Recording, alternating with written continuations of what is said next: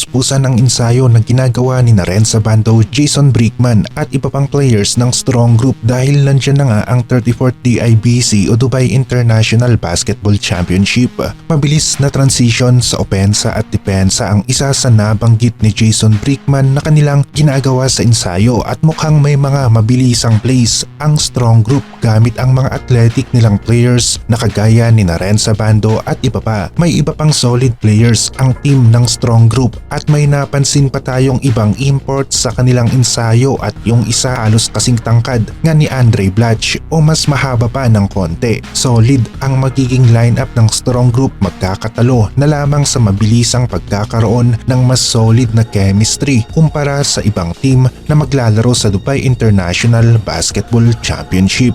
Nakikita natin, napapalag nga rin ang Strong Group ngayong 34th Dubai International Basketball Championship. DeMarcus Cousins, Ange Kouame at ang dalawa pang solid imports na nakita natin sa kanilang ensayo kasama itong si Andre Blatch, tapos meron pa tayong Jason Brickman, Renz Abando at iba pang Strong Group players na magbibigay ng malalim na bench o rotation. Maging ang coaching staff ng Strong Group ay maganda-ganda nga rin, veterano at malawak ang experience sa international competition sa larangan ng basketball. Ang kasama ni na Coach Charles Chu at Coach Topex. Tapos maging ang mga players nga ay solid rin. Masusubukan naman sa unang pagkakataon ang Zamboanga Valientes sa 34th Dubai International Basketball Championship.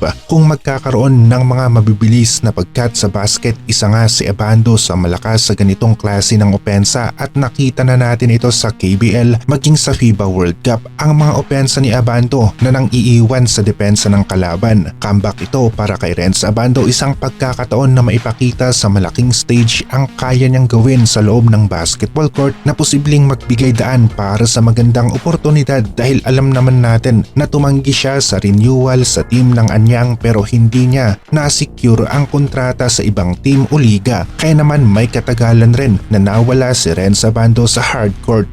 Kapag nagkaroon ng magandang performance si Renz Abando sa Dubai, posible na may mag-offer nga sa kanya agad-agad mid-season, kung hindi naman kaya ay option na rin ang PBA draft para dito kay Renz Abando. DeMarcus Cousins makapagbibigay ng impact kagaya ng naibigay ni Dwight Howard para sa team ng Strong Group. Kayang-kaya niya na maging dominant sa loob ng paint at kasama niya sina Andre Blatch, Ange Kouame at yung dalawa pang import, kaya magiging solid pa rin ang rotation ng mga bigs ng Strong Group. Andre Blatch naman ibibigay na ang lahat sa natitira sa kanyang tangke o ibubuhos na ang lahat na meron siya para sa Strong Group Athletics Pilipinas dito sa DIBC at nasabi ni Kuya Andre na ito na ang huli niyang torneo at laro bilang isang player at karangalan para sa atin na tapusin niya ang kanyang karera sa basketball bilang isang player na nire-representa ang ating bansa. Nagkaroon rin ng magandang run ang Gilas noon kasama itong si Andre Blatch. Sa nakita natin, magiging sapat ang Ange Kouame DeMarcus Cousins combo at meron pa tayong Andre Blatch kasama ang dalawa pang import para sa isang solid 5 sa hardcourt at dagdag nga rin ng malalaking imports ang bawat team sa Dubai International Basketball Championship, kaya posible na pagsabayin ng Strong Group ang apat na import. Kapag malakas ang kalaban, nakita natin na naglaro si Wael Arakji sa ABA League at para sa team ng BC Dubai at naging magkakampi sila ni Terdy Ravenna, pero umalis nga rin kaagad si Wael Arakji pagkatapos lamang ng halos isang buwan ng paglalaro sa ABA League at isa nga sa nakikita nating dahilan ay ang 34th DIBC dedepensahan nila ang kanilang championship title sa torneyong ito at ang reigning champion niya ay ang team ng Al Riyadi Lebanon. Pwedeng ma-display nga rin ni Renz Abando ang kanyang lakas sa depensa sa pagbutata sa mga tres ng mga shooting guard